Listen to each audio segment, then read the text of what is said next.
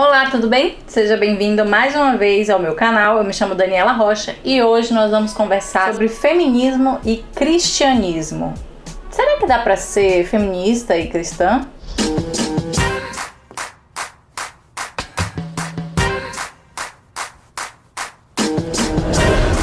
Nesses últimos anos, nós temos visto o crescimento do assunto feminismo na pauta não só das redes sociais, como também em diversos outros espaços da sociedade, inclusive, atualmente, nas igrejas. A gente sabe que esse é um assunto polêmico, devido justamente a essa polêmica e esse interesse atual de se falar sobre esse assunto. Em diversas esferas, eu decidi fazer aqui uma série de vídeos para a gente entender um pouco desse fenômeno, do que é o feminismo, de como o feminismo ele tem sido compreendido nas igrejas, como ele tem sido entendido. Vamos também aproveitar e falar se há alguma importância, né, das pautas feministas em nossa sociedade. Então vamos entender a partir de hoje, nessa série que eu tô começando aqui no canal, e eu espero que você acompanhe. Não esqueça de aproveitar esse momento e se inscrever, ativar o sininho para que você possa receber as próximas notificações e assim todo o conteúdo que eu tenho produzido aqui, tá? Então hoje, para começar a nossa série, eu quero fazer um apanhado geral acerca da mulher na sociedade desde a antiguidade, e depois a gente vai dar início aí à origem do feminismo fora da igreja, né? Obviamente a gente vai ter um momento aqui que a gente vai falar sobre o feminismo na igreja, se existe, se é fábula ou não, mas eu quero começar realmente do começo, que é falando aí de quando o feminismo foi pensado, ou como ele foi criado, enfim, vamos aí aos primórdios do feminismo. Bem, sobre o papel da mulher na sociedade, né? Falar basicamente, generalizando aí, de uma sociedade ocidental, tá? De como essas mulheres eram compreendidas. Vou passear um pouquinho ali também sobre como essa mulher era no Oriente Médio, mas nada muito aprofundado, porque realmente não temos tempo para isso. A mulher, ao longo dos tempos, das eras, a gente sabe que os seus direitos e obrigações, né, direitos aí entre aspas, né, a gente pode citar também como um não direito em muitos aspectos, direitos e obrigações foram muitas vezes impostos nessa sociedade. Na maioria das vezes, sociedades opressoras, né? E o que eu quero dizer com sociedade opressora? Uma sociedade que oprimia a mulher. A mulher, ela não tinha direitos, ela não era vista como um indivíduo, ela era vista como parte de. Então, enquanto ela estava ali na casa dos seus pais, os donos dessa mulher eram os pais dela. E quando elas casavam, elas eram basicamente compradas, porque havia um dote ali que era pago, né? E elas passavam então a ser propriedade dos seus maridos, dos homens. Então a mulher, ela nunca viveu a parte de um homem, né? Ela sempre era como se ela o tempo todo dependesse dessa figura masculina para existir. Na maioria das vezes, o papel da mulher nessa sociedade era tão somente de ser um útero, basicamente, de ser um útero, né? De procriar, de criar descendência. E muitas vezes isso era baseado, inclusive, na Bíblia, porque muitas dessas sociedades eram sociedades teocráticas ou cristocêntricas, se você preferir assim.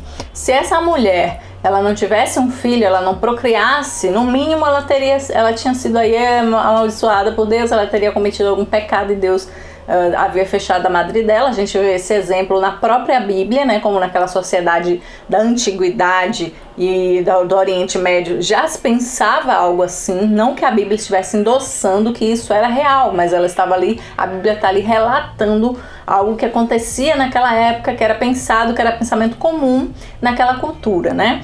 Então a gente vê o exemplo de Ana, a mãe de Samuel. E Ana não podia ter filhos, né? Ela era casada, o marido dela tinha outra mulher, se eu não me engano o nome era Penina, e ela se sentia ultrajada, né? De ver a sua rival tendo filhos e ela infrutífera, vamos dizer assim, né? Sem poder levantar descendência ao seu marido, e com certeza ela sofria na sociedade, naquela sociedade na época, porque as pessoas a viam como uma mulher fracassada, porque se ela não paria, se ela não tinha filho, ela era uma fracassada, porque servia pra quê uma mulher sem filhos, né, minha gente? Servia pra nada no pensamento deles, né? Um outro exemplo disso, até mais recente dentro da nossa cultura, é, por exemplo, a Rainha Leopoldina, que é mãe do Dom Pedro II, né? Segundo historiadores, quando ela teve os seus primeiros filhos, logo se identificou um problema. Sempre tinha partos muito difíceis e ela sofria bastante. Os médicos da época entenderam que ela deveria parar, né, de ter filhos, porque isso poderia matá-la, né? Trazia riscos à sua saúde, à gestação. E ela, em uma de suas falas, diz o seguinte: eu não posso parar de fazer isso, né? Esse é o meu papel como católica, por entender o que na Bíblia, quando Deus diz crescei e multiplicai-vos, né? Era um mandamento, então ela jamais poderia deixar ali de cumprir o papel dela de mulher, né? Que seria aí parir a torta. Claro que o que eu quero trazer primeiramente pra gente ter em mente aí, né? De que a mulher, muitos direitos ela não tinha, né? E muitas das concepções que ela tinha de vida e de mundo era imposto, né? Ou pela religião vigente ou pela sociedade da época, que automaticamente, né, tinha sua cultura aí embebida também com a religião, como nós hoje, e tinha esse entendimento fechado. Agora vamos para a segunda parte, né? A gente já contextualizou aí, já entendeu mais ou menos o cenário feminino do passado. Vamos agora avançar um pouco para entender como foi que o feminismo começou. Eu não sei se você sabe, mas o feminismo ele é dividido em ondas. E a primeira onda do feminismo teve lá o seu início em 1700. Foi quando uma inglesa chamada Mary, não sei pronunciar, mas vou deixar escrito aqui o nome dela, ela escreveu A Vindicação do Direito da Mulher. Um ano depois, a senhora Olympe, que eu vou deixar o sobrenome também escrito aqui porque eu não sei pronunciar, minha gente, aceitem, publicou um panfleto lá em Paris, intitulado Os Direitos da Mulher. E depois disso, uma americana chamada Judith Sargent, essa dá para pronunciar que não tá tão difícil, publicou sobre a identidade dos sexos. Então esse foi bem o comecinho mesmo, né, de toda essa movimentação. Mulheres que viviam cada uma em sua época, em seu país, começaram a perceber em sua volta, porque basta, gente, você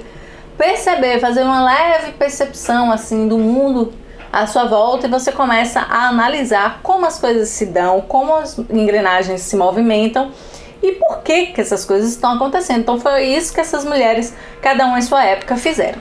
Depois dessas primeiras, outras pensadoras feministas surgiram a partir daí e pouco a pouco foram criando profunda influência na sociedade moderna. Mas é só a partir do século XIX que temos a primeira convenção em Sêneca, Nova York, para a ratificação da Declaração dos Sentimentos, escrita para defender ali os direitos naturais da mulher. Então, basicamente, esse documento, ele reclamava ali que as mulheres estavam sendo impedidas de galgar posições na sociedade, quanto a emprego melhores, além de não receberem, né, os salários equitativos pelo trabalho que realizavam. Então, basicamente, as mulheres ali, elas estavam fora de profissões de renome, né? Tinham reconhecimento na sociedade, como medicina, advocacia, teologia e dentre outras profissões, né? Poderíamos citar também engenharia, as profissões científicas de modo geral, e as faculdades também estavam fechadas para elas.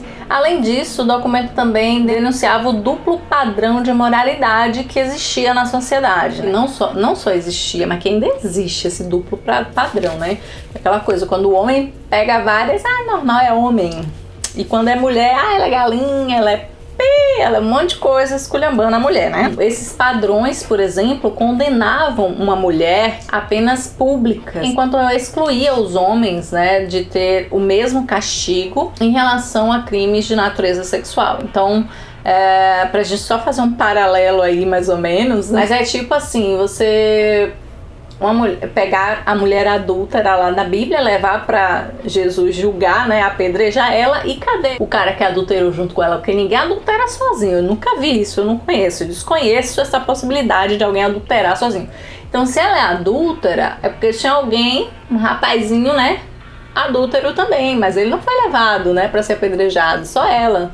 Então assim, né, mais ou menos isso, entendeu? O homem passa a mão, a mulher quando faz, aí não pode, tá errado. Aí tá errado. Qualquer semelhança com os nossos dias é meramente coincidência, né? Não, é só um resquício mesmo. Então, essa declaração, uma da Declaração dos Direitos, foi aí um marco do movimento feminista lá naquela época. Já no século XX, que a gente aí estava falando do século XIX, né? Não sei se vocês lembram, já estão aí temporalizados, né? Porque a gente tem que ter um fio, gente. Vamos aqui, pega aqui o fio comigo. Já no século XX, a primeira fase aí da construção do feminismo moderno começou a ser desenhado com a obra da filósofa francesa chamada Simone de Beauvoir. Ai, que chique, eu sempre sonhei dizer esse nome assim na internet, que eu acho chique, gente. Hoje em dia, quando se fala, né, no feminismo, muito se fala na Simone de Beauvoir. Mas eu já mostrei aqui pra vocês que o feminismo, ele vem de muitos anos, né? Ele vem de muito tempo lá atrás. Talvez não tivesse esse nome, né, feminismo, porque isso é uma palavra mais atual do que 1700, né? Mas a gente já vê aí que era um precursor, né? Então, como eu disse, a Simone de Beauvoir, ela foi a escritora de uma obra que hoje é referência sobre esse assunto, né, no feminismo moderno, que é O Segundo Sexo. Isso foi em 1949. De acordo com de Beauvoir, as mulheres, elas foram definidas e diferenciadas, né, tomando como referencial o homem e não como referência elas mesmas. Então, assim, na análise dela, o mundo, né, a sociedade se desenhava dessa forma, né, como um mundo desenhado, estruturado, pertencente aos homens, e as mulheres neste mundo pertencente dos homens seriam um não outro essencial. Traduzindo, para Simone de Beauvoir, as mulheres haviam sido forçadas, né, pelos homens a se conformar e se moldar àquilo que os homens criaram para seu próprio benefício e prazer. Então, as mulheres, elas tinham que viver ali na órbita do que cabia a elas naquela sociedade, entendeu? Que era uma sociedade pertencente ao homem. Para essas mulheres não foi permitido nada, a não ser se tornar aquilo que aquele universo, né, ou sociedade separou para elas. Cozinhar, né, em casa, igreja e filhos. De acordo com Simone de Beauvoir, a mulher, ela estava destinada a existir somente para a convivência e prazer dos homens. No início dos anos 60, uma jornalista americana chamada, deixa eu ver o nome, Betty Friedan, transformou os conceitos filosóficos de Simone de Beauvoir em um texto mais popular ao publicar A Mística Feminina. De acordo com Friedan, as mulheres do seu tempo foram ensinadas a buscar satisfação apenas como esposas e mães. Então, assim, a realização daquelas mulheres do tempo da Friedan era somente ser mãe, casar e cuidar dos seus filhos, do seu lar. A mulher que porventura crescesse querendo ser outra coisa, tendo interesse nas ciências, na medicina, na matemática, na engenharia, em ensinar, enfim, que pensasse em trabalhar, né? Ela, na verdade, ela era castrada, né? Segundo ela, essa mística do feminino tornou as mulheres infantis e frívolas, passivas, garbosas no mundo da cozinha e da cama, do sexo, dos bebês e da casa. Friedan batizou esse dilema das mulheres como o problema sem nome. Ela não sabia nominar aquela situação. Mais tarde, Kate Millett deu nome ao problema sem nome da Friedan, passando a chamá-lo de patriarcado. E aí, você gostou dessa introdução à história, como iniciou o feminismo? Gostou? Então deixa o seu like, se inscreve aqui no canal, ativa as notificações para receber aquele aviso toda vez que eu publicar vídeo aqui. Comenta aqui embaixo o que você achou dessa introdução, se ficou algum pedaço aí que eu esqueci de falar, e vamos trocando mais figurinhas, tá? Ah, e não esquece de compartilhar com suas amigas, com seus amigos, porque essa daqui é uma série que só tá começando aqui no canal, e no próximo vídeo da série a gente vai falar sobre como surgiu o feminismo na igreja. Será que teve feminismo na igreja? Será que a igreja passeou por esse assunto em algum momento? É isso que nós vamos falar aqui no próximo episódio da série Feminismo e Cristianismo. Ou Cristianismo e Feminismo, não sei ainda como é que eu vou botar isso aí. Beijo e até o próximo vídeo. Tchau!